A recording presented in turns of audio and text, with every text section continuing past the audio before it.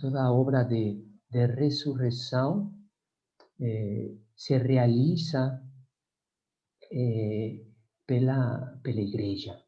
É pela igreja que é instrumento de santificação. Então, veja, isso é assim uma coisa extraordinária. Pertencemos à igreja, somos membros de Cristo, e como membros de Cristo, então somos salvos. E Ele veio nos salvar. E assim, ainda, o que estamos vendo, a última vez vimos um pouco sobre essa consciência de Cristo, a consciência de Cristo que se sabe Deus, que sabe sua missão, né? E tudo isso que sabe que vai passar por esse mistério de abaixamento, né? A palavra é kenosis. Então, vai entrar nessa kenosis, nesse abaixamento para salvar o homem, né? E isso o faz através da igreja, através do instrumento que é a igreja. Então, a igreja é sinal e instrumento de santificação. Então, esse é o objetivo, né, de todas estas aulas, quer dizer, conhecer alguns aspectos sobre a igreja, né, que é importante ter assim, essas bases e nos referir a eles e reconhecer que a igreja é, antes de mais nada, um mistério. Sim, igreja pecadora, composta de pecadores, não podemos negar aquilo, né? Mas é um mistério, é o corpo de Cristo, é a casa de Deus. E nós estamos dentro do corpo de Cristo, somos membros do corpo de Cristo. Ele deu seu sangue para nos salvar. E, então, nesse sentido, né, as aulas têm essa finalidade, de dar esses fundamentos aqui, essa introdução para que amar a igreja, meditar. Muito bom. Então, seguimos com esse tema da fundação da igreja. E estamos vendo bem, né? Há 2 aulas atrás, quando entramos nessa questão do origem da igreja, e o catecismo nos fala, e ficou, espero claro, a origem da igreja vem do coração de Deus, se eu posso falar assim, da livre vontade de Deus, e ele a igreja já está no coração de Deus, né? Então, origem em Deus, trindade, do mistério. Agora, quando entramos nessa questão de fundação, a fundação, entramos na história, né? A realização na história o que aparece, o que pertence a Deus desde a origem, né? A igreja. Então, a realização na história, podemos falar que também tem uma origem na história, é distinto, né? Se realiza, e é o que estamos vendo aqui com a fundação da igreja. Então, isso me parece importante, assim, distinguir. Aqui poderíamos falar, não sei se minha palavra em português é a correta, eu falaria assim, entre o ser e o devir. Em francês, aqui, como vocês sabem em francês, eu falaria assim, entre l'être e le devenir. Agora, aí vocês que me ajudem, né? Como traduzir devenir em português? Me parece que é devir, não? Quando uma coisa está em movimento, se está transformando, está mudando, né? Se me equivoco, vocês me corrigem. Me parece que é devir. Então, a igreja, fazemos também esse tipo de distinção, né? Podemos falar assim, entre essa origem no coração de Deus e a realização dela na história. E nessa realização estamos na fundação da igreja. Agora, a última vez vimos tudo aquilo, né? Essa separação que existe entre o Jesus da história e Jesus da fé. E por que entramos nessa distinção ou nessa separação que vem a partir desse método histórico crítico, né? E esse método histórico crítico é muito bom, e vocês o conhecem, acho que mais do que eu, vocês conhecem bem de que se trata, analisar esses textos de maneira assim muito científica, né? Mas o erro não está aí, mas o erro consiste em colocar a razão acima da revelação. quer dizer que a revelação, seguindo todos esses termos que eles utilizam, então diz, vamos a filtrar o que é realmente sério da revelação.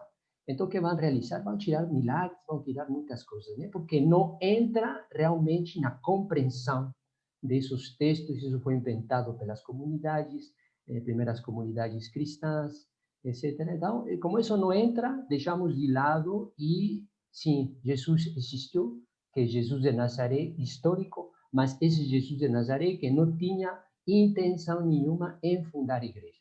Então, aí começa, veja, isso dá muitas dificuldades hoje, muita dificuldade e muitos problemas. E o que tínhamos abordado a última vez, quando se fala igreja não, Deus sim, igreja não. Então, Deus não queria fundar a igreja. Jesus de Nazaré, ele pregava o reino, mas isso não era a igreja, né? Então, tudo isso, a partir desse método, se realiza essa separação. E nós que estávamos vendo com toda essa questão, um pouco de cristologia, sobre a consciência de Cristo, a consciência de ser enviado do Pai, a consciência de seu relacionamento e a consciência de ser Ele mesmo, Deus, de ser enviado para cumprir a missão. E aí temos textos, aquele de Lucas 2, quando está perdido, há 12 anos, aí nos deixa aparecer essa consciência que tem de ser filho de Deus. Eu estou nos assuntos de meu Pai. Então, é a partir de lá que nós, meditando sobre essa consciência de Cristo e não separando a fé da razão, que afirmamos, Cristo quis, quero dizer, Cristo quis a igreja. Cristo realizou atos que fundam a igreja. Então, essa é nossa fé, é a afirmação de fé. Né? Então, ele tinha consciência da missão, ele tinha consciência nessa missão de reconciliar o mundo com Deus. Ele tinha consciência, então, de fundar a igreja e de cumprir a vontade de Deus aí, né, na realização da igreja. Então, vejam, isso é muito forte, muito forte. E isso realmente nos ajuda a nossa fé. Esse homem tinha consciência da sua missão desde sempre. E aí isso nos leva a meditar, né?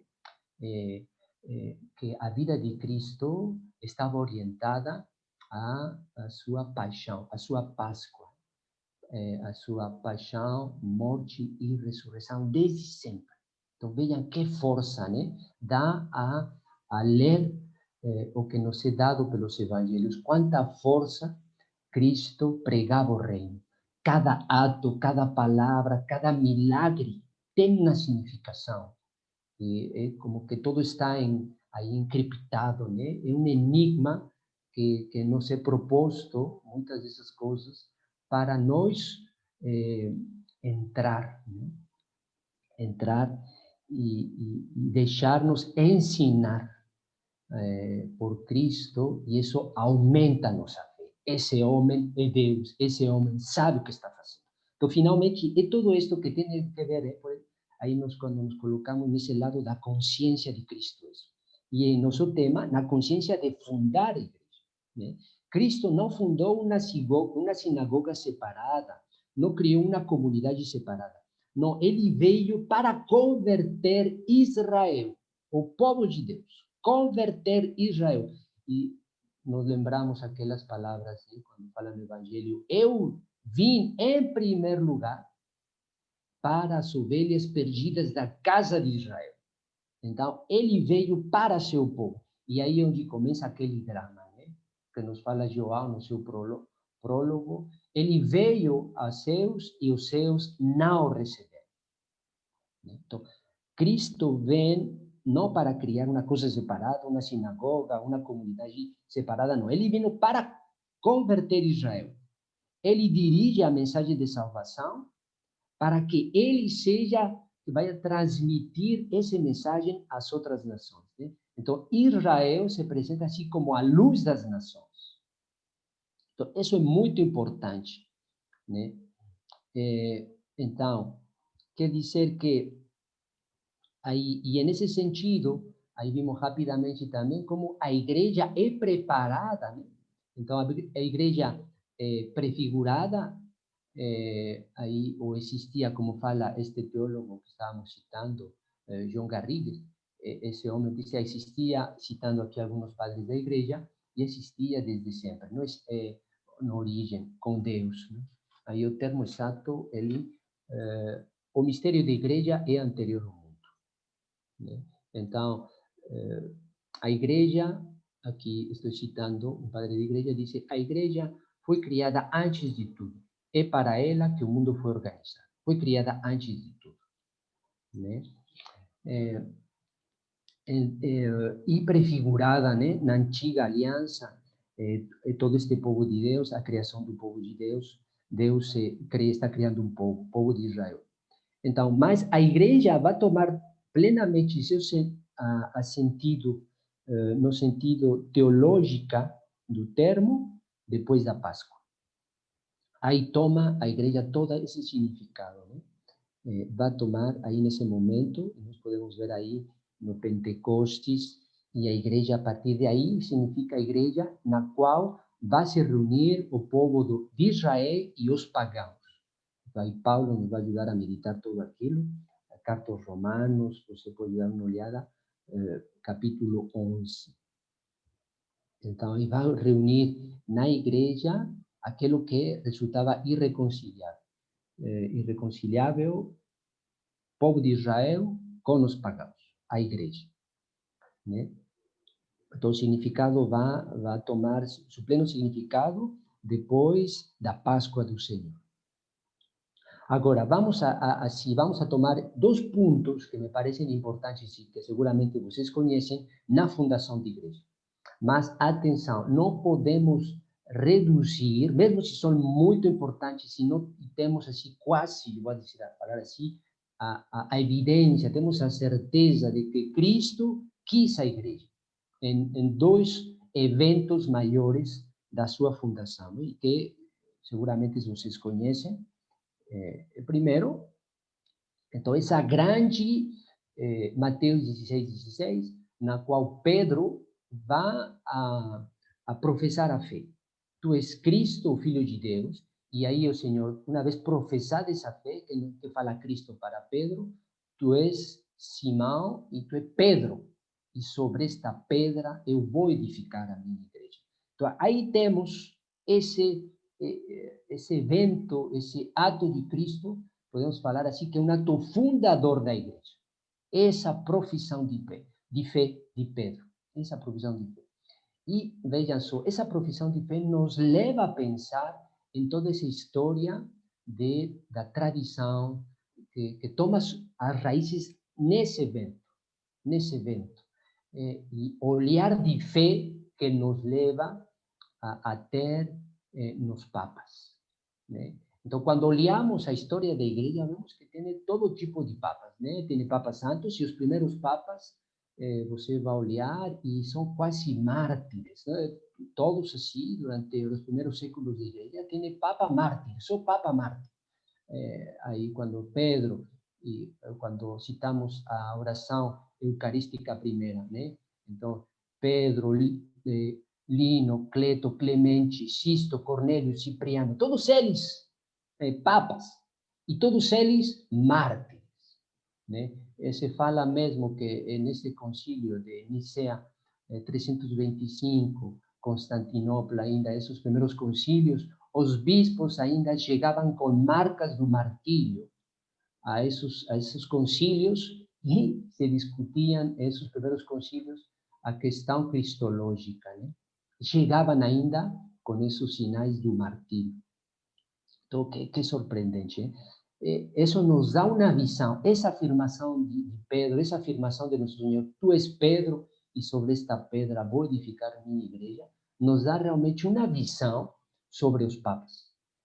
E primeiros papas, mártires, mas depois também tive papas que pecadores, grandes pecadores, né? Aqui não vou citar todo isso, essa parte da história negra, se eu posso falar assim, da igreja, né? Essa história que os papas, João Paulo II, pediram perdão por todo aquilo, né?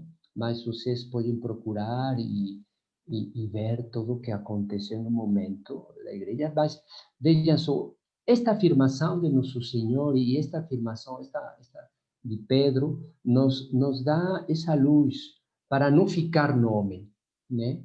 Para não perder a fé, porque se nós tivéssemos vivido naquele momento em que o Papa tinha uma concubina no Vaticano, e que era concubina que estava governando a igreja, então veja que escândalo aqui, né? E todo isso aí aconteceu.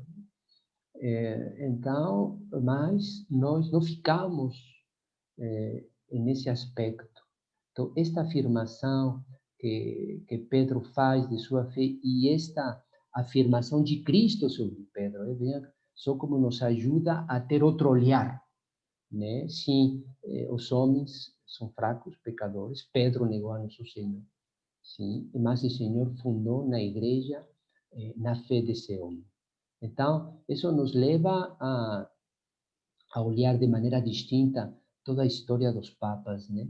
A história dos papas, a rezar muito por eles, saber que são homens, saber que se a graça de Cristo não está aí com eles, se eles não se apoiam na graça de Cristo, sim, podem falhar, né? São homens e ao mesmo tempo, esses homens têm um mistério. É a tradição de Pedro, a tradição apostólica, né? Que se funda nessa palavra do Senhor. Tu és Pedro, e sobre esta fé eu vou fundar minha igreja. Então, primeiro momento, esse passagem é Mateus 16. É fundamental na igreja. Fundamental. E os poderes do inferno não prevalecerão sobre ela. Isso também é uma palavra assim, de muita esperança. E os poderes do inferno não prevalecerão sobre ela. Primeiro momento. Segundo momento fundador, vocês já estão vendo qual é? A Eucaristia. A Eucaristia funda a igreja também, né?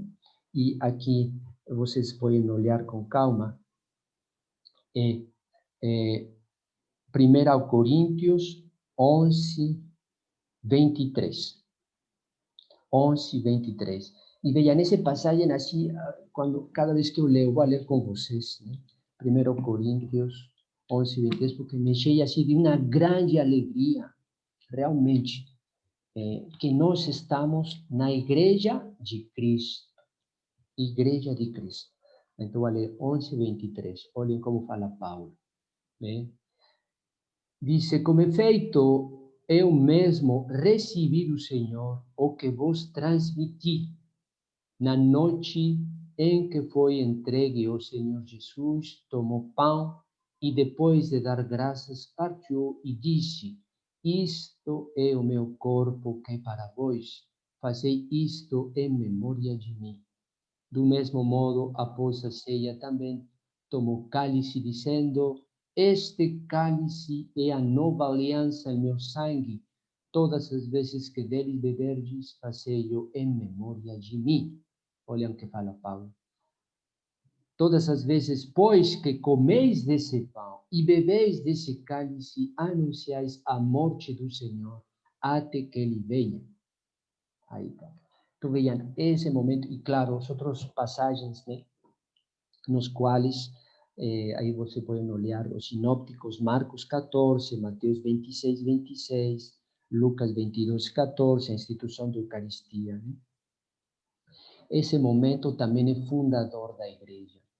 Cristo funda. E com esse mistério da Eucaristia, então já sabemos que está mostrando o que vai viver. Está mostrando de uma maneira sacramental, de uma maneira distinta, aquilo que vai acontecer umas horas depois na paixão de Cristo, na qual vai dar seu corpo, vai entregar, vai morrer na cruz. Então, a Eucaristia nos dá esse momento de uma maneira sacramental. Então, vejam só que isso nos leva, e estamos enraizados em uma tradição, nessa tradição da igreja, na qual até hoje seguimos cumprindo o mandamento do Senhor.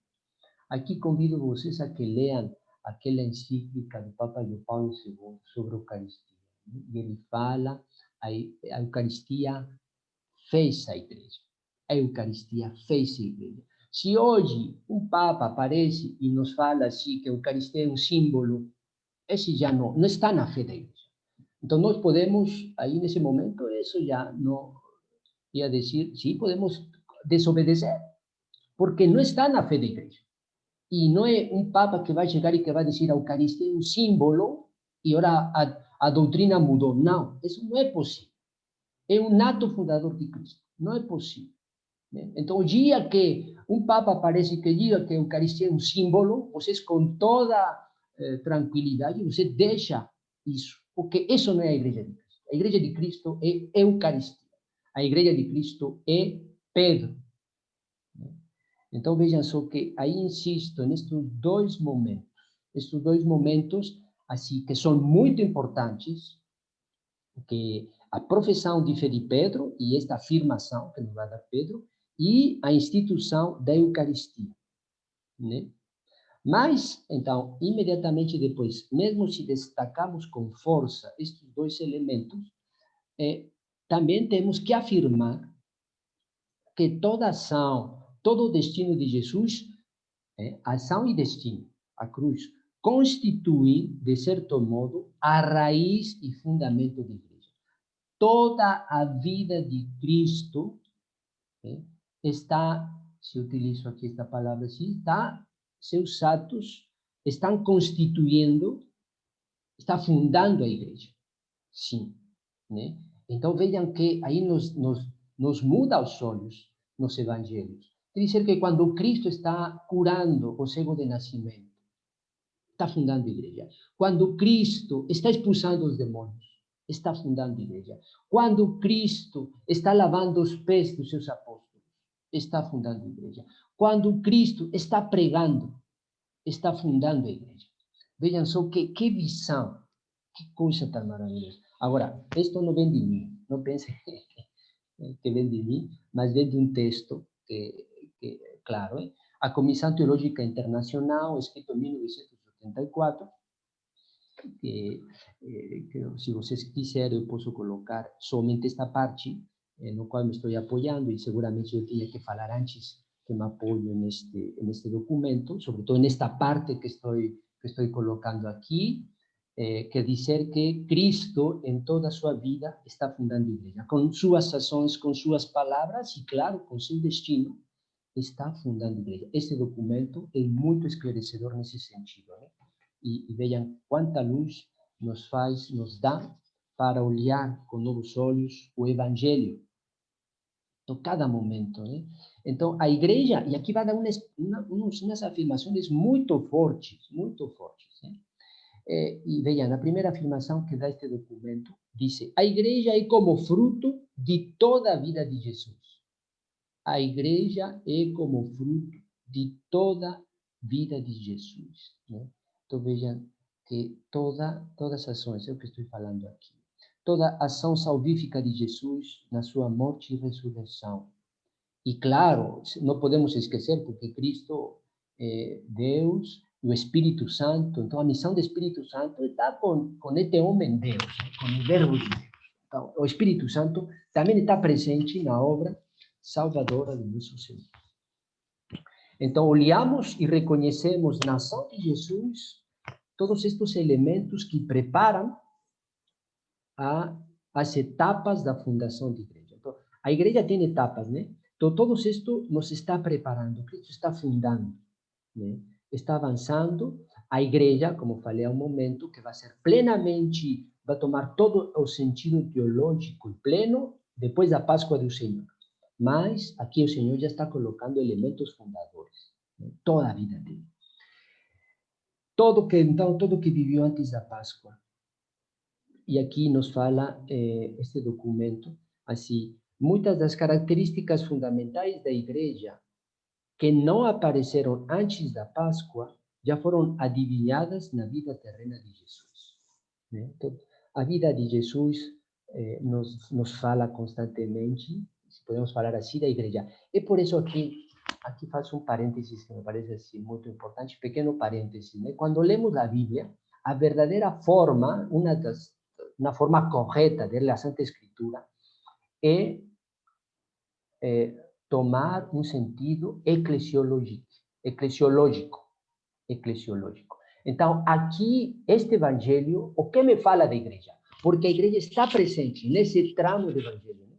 nesse pedaço do evangelho, nessa pericope do evangelho, está presente a igreja. E podemos ler, vejam quanta luz nos dá. Quando lemos uma parábola, podemos ler a parábola do filho prodígo, a parábola do samaritano. Podemos ler e encontrar os elementos da igreja dentro dessa parábola. E isso existe, né? Então, nós, às vezes, vemos, podemos ficar em uma leitura um pouco... reduzimos o evangelho, né? Então, reduzimos a nossos bons sentimentos. Sim, que bonito. E, às vezes, vamos até um pouco moral, né? Então, vemos o evangelho como uma grande moral. Que bonito, aqui o Senhor me está invitando àquilo, sim. Mas, não.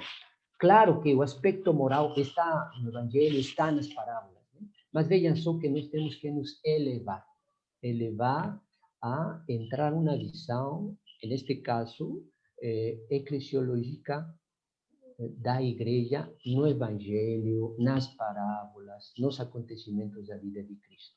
Então, se temos uma leitura eclesiológica, também podemos ter uma leitura cristológica dos evangelhos, né? Cristo, quando está contando uma parábola, quando está contando a parábola do semeador, Cristo está dentro dessa parábola. Então, vejam só que ele está como é um enigma dentro, né? E o que nós podemos contar assim de uma forma fácil, sim. Não, Cristo está mistério, está dentro dessa parábola. Então, é importante aí olhar bem isso, né? Uma leitura cristológica, e neste caso, para nós, eclesiológica dos evangelhos de Cristo, né? Então, todo está já presente em cada ação. Agora, existe um progresso, né? Aqui nos fala esse documento, um progresso, uma dinâmica que conduz a igreja.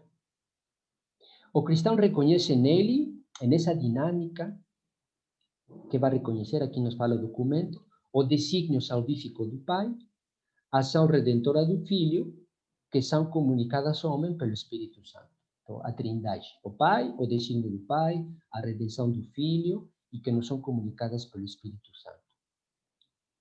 Dice, nenhuma etapa isolada é totalmente significativa, mas todas as etapas mostram bem que a fundação da igreja deve ser entendida como um processo histórico de revelação. Isso está muito forte. A igreja progressivamente se revela através da história. Aí, processo histórico de revelação. Neste desenvolvimento se constitui a estrutura fundamental permanente e definitiva da igreja. Então, os elementos estruturantes aparecem neste caminho de desenvolvimento da revelação. Agora, este aqui, 4, 5. Vejam, aqui vou dar, isto seria assim muito interessante, porque este documento só nos dá essas afirmações, né? Esse desenvolvimento da fundação da igreja. Aqui seria muito bem para a nossa meditação aprofundar cada um destes aspectos a partir da Escritura Santa. Encontrar, porque isso seria muito bem fazer, muito bem aqui, somente nos dando estas afirmações, e fazer isto a partir da Escritura seria um trabalho muito bonito que nos ajudaria em nossa fé de uma maneira impressionante e crescer nesse amor que estamos, né, aqui olhando sobre a igreja. Então, aqui vou dar essas etapas de processo, de progresso de fundação da igreja. Então, primeira etapa, que posso falar, as promessas que no Antigo Testamento dizem respeito ao povo de Deus. Ele simplesmente desapareceu. As promessas que no Antigo Testamento dizem respeito ao povo de Deus. Promessas que a pregação de Jesus pressupõe e que conservam todo o seu poder salvífico. Promessas no Antigo Testamento. Outro, o amplo apelo de Jesus dirigido a todos para a sua conversão, assim como o convite a acreditar nele. Então, conversão e acreditar, a fé em Jesus Cristo. Então, este chamado, e aí eu me lembro de Marcos, no início, quando fala e diz, o reino de Deus, o tempo se está a cumprir, se converter e acreditar no Evangelho. Terceiro, o chamado e a instituição dos 12 como um sinal da futura restauração de todo Israel. E é nesse sentido, aí o que acabamos de afirmar com Pedro. E aqui nos vai dar este. 4. Atribuição de nome a Simão Pedro, a sua posição privilegiada no círculo dos discípulos e a sua missão. Realmente, Pedro é um mistério. É um mistério, este homem. Né? E isso, realmente, esse mistério dos papas, essa união com Cristo, aí nos dá muito a meditar. Outro elemento da fundação, deste processo de revelação da fundação da igreja, também está a rejeição de Jesus por Israel e a ruptura entre o povo e os discípulos. Outro elemento, o fato que Jesus, ao instituir a ceia e ao enfrentar sua paixão e morte, persiste na pregação do senhorio universal de Deus, que consiste no dom da vida que Jesus faz a todos. Aqui vou um pouco mais rápido.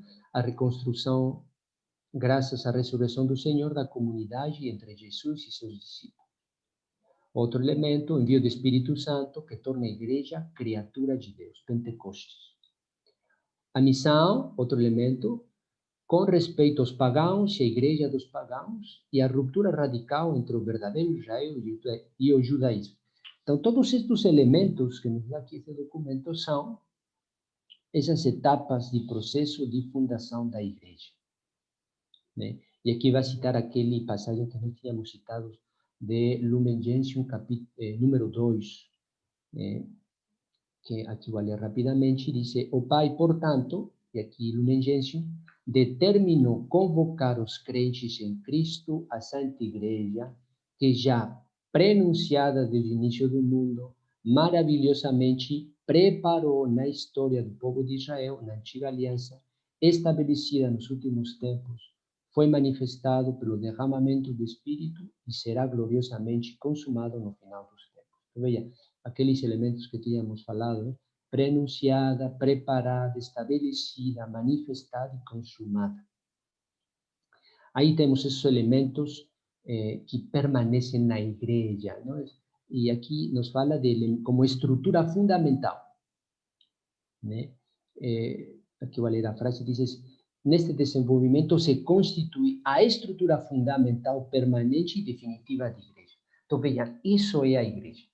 A igreja é fundada aí, nestes elementos. Agora, ele vai passar este documento ao que nós já tínhamos aos poucos colocado e que trabalhamos no início, né? Sobre esta igreja, e vimos aí aqueles símbolos da igreja, que nos dá uma compreensão do mistério, povo de Deus, casa de Deus, templo de Deus, redil, e todos aqueles símbolos, e sobretudo esse corpo de Deus, a igreja, corpo de Deus. Então, Cristo é cabeça do corpo e, como tal, sigue nutrindo a igreja. Sigue, dá esse sostenir, não sei se fala assim em português, sostener ou sustentar. Está sustentando a igreja, está alimentando a igreja. Então, vejam só que um mistério assim que dá muito a meditar, né? Somos corpo de Cristo. Somos corpo de Cristo. Pelo batismo, somos resgatados pelo sangue do Cordeiro. Pertencemos ao corpo de Cristo. Então, e assim como pelo batismo participamos a morte de Cristo, vamos a participar da sua ressurreição. Somos corpo de Cristo. Então, assim dá muito a meditar. A origem permanente da Igreja em Jesus Cristo é o último ponto. quero abordar com vocês hoje. Então, e aqui vai fazer, vejam só o que estava falando um momento, diz que a igreja fundada por Cristo não depende dela apenas na sua origem externa, histórico-social. Tem uma fundação, tem aí uma origem, né, na história, mas diz aqui o documento, não depende apenas disso. Vendo o Senhor ainda mais profundamente, né, porque Ele quem a nutre e edifica constantemente no Espírito. E vejam, esta afirmação está muito forte. Fala assim, a igreja nasce do lado ferido de Jesus Cristo. Lumen Gentium 3. A igreja nasce do lado ferido de Jesus Cristo. É Cristo que adquiriu a igreja com seu sangue. Nós somos, veja por que nos ama tanto Jesus Cristo, porque ama a igreja Jesus Cristo.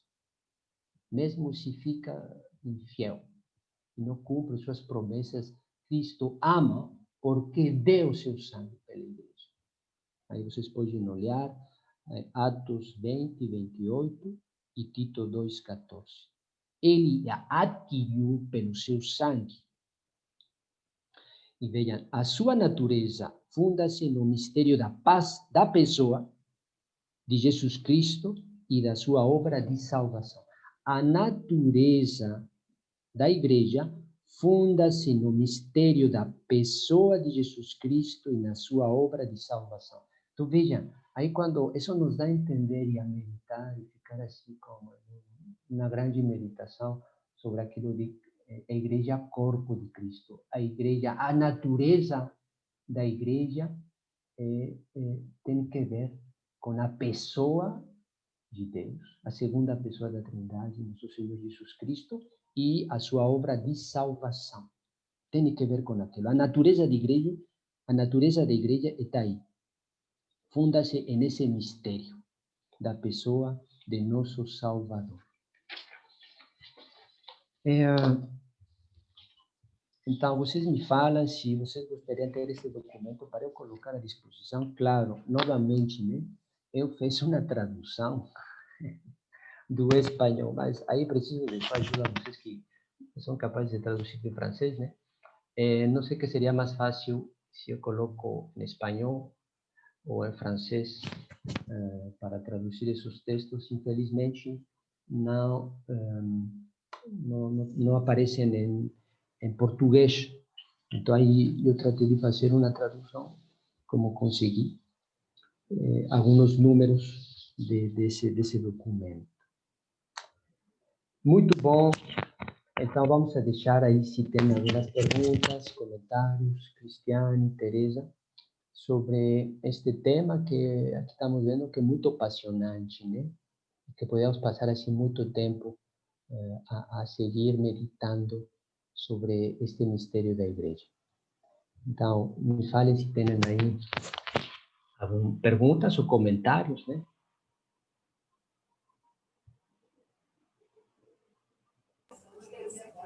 Depois do senhor ser tão profundo nesse tema, fica complicado fazer algum tipo de comentário, mas tudo bem. A igreja, nós somos membros da igreja, o corpo de Cristo, Cristo é a cabeça. E Maria seria o quê, padre? Cristiane. Uma pergunta muito Então, padre, fala um pouco sobre Maria, padre, por favor, porque assim, vamos trabalhar nessa imagem. Maria seria a estrela do mar, né? E nesse sentido ela vai resplandecer como a verdadeira estrela da manhã, então ela seria também uma estrela matutina. E Jesus, em uma outra imagem, seria o sol da justiça. Então, como é que a gente poderia ver Maria nesse mistério de plano salvífico de Deus e da igreja?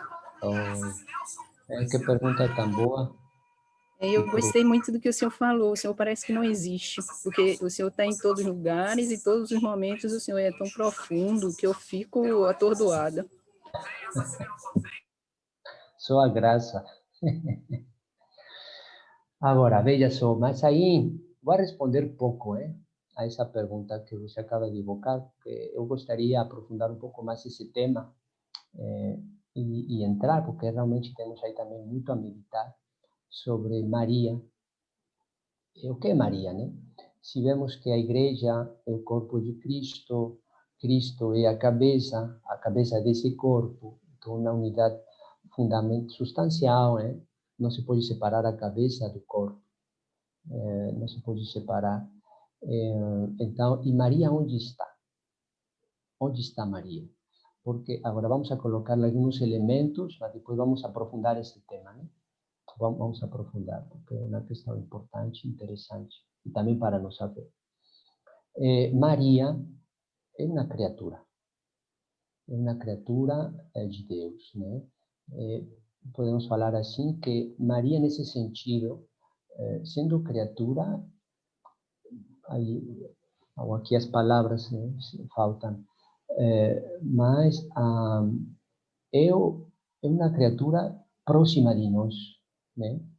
E para entender bem assim a proximidade, só posso colocar esse lado da fé de Maria, né? Porque ela vivia como nós, né? Ela vivia da fé, da fé. E Maria, na igreja, Maria, aí nós a invocamos, né? Como mãe da igreja, mãe de igreja, mãe de Jesus Cristo, mãe da divina graça, mãe da igreja, né? Maria, sendo uma criatura, aqui eu vou falar assim dela, é a criatura eminente, se eu posso falar, é a primeira na igreja, né? E Maria, essa criatura eminente, no corpo de Cristo. Então, Maria também pertence ao corpo de Cristo, né? Então, é importante isso para não criar, assim, falsas raciocínios ou imaginar certas coisas, né?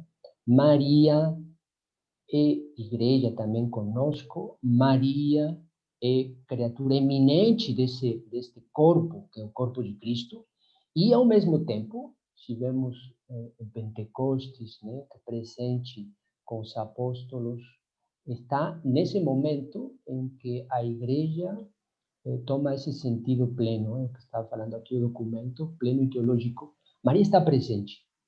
E Maria tem que ver com essa, também, essa manifestação da igreja ao mundo, né? E Maria, se é invocada como mãe da igreja, podemos falar assim, né? Então Maria está dando a luz à igreja. Então vejam só, Maria, mãe de igreja, e o que nos fala este documento citado em Lumen Gentium 3, a igreja nasce do lado de Cristo. Quando foi aí esfaqueado com essa lança, a igreja nasce, vendo o termo, el lado, o costado. Quero tomar o termo preciso, diz, a igreja é o fruto, onde está a igreja nasce do lado ferido, a igreja nasce do lado ferido de Jesus Cristo.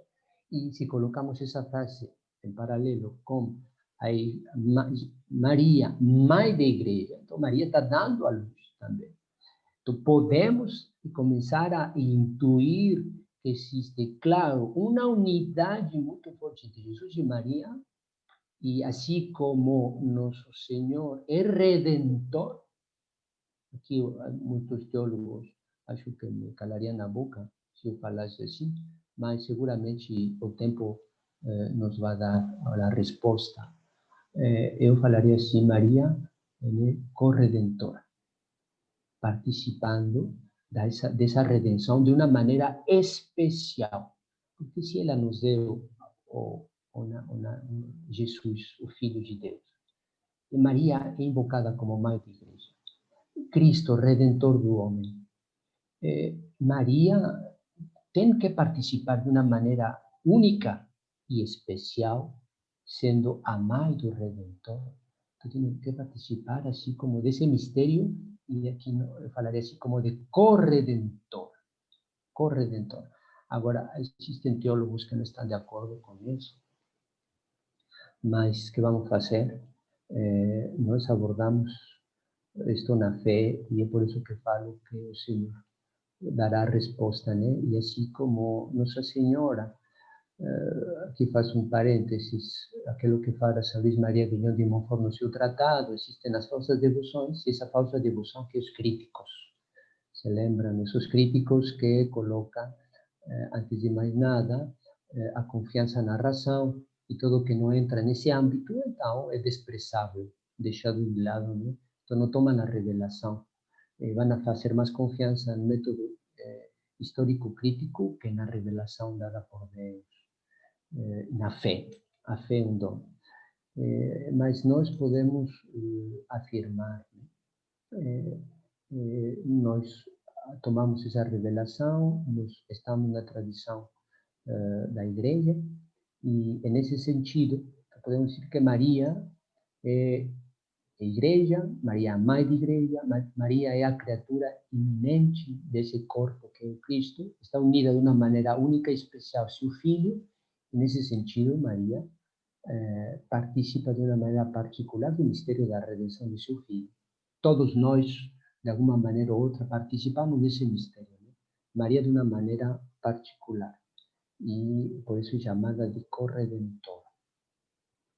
Mas depois vamos entrar um pouco mais neste aspecto, né, porque é um tema que também vamos abordar, Maria e a Igreja.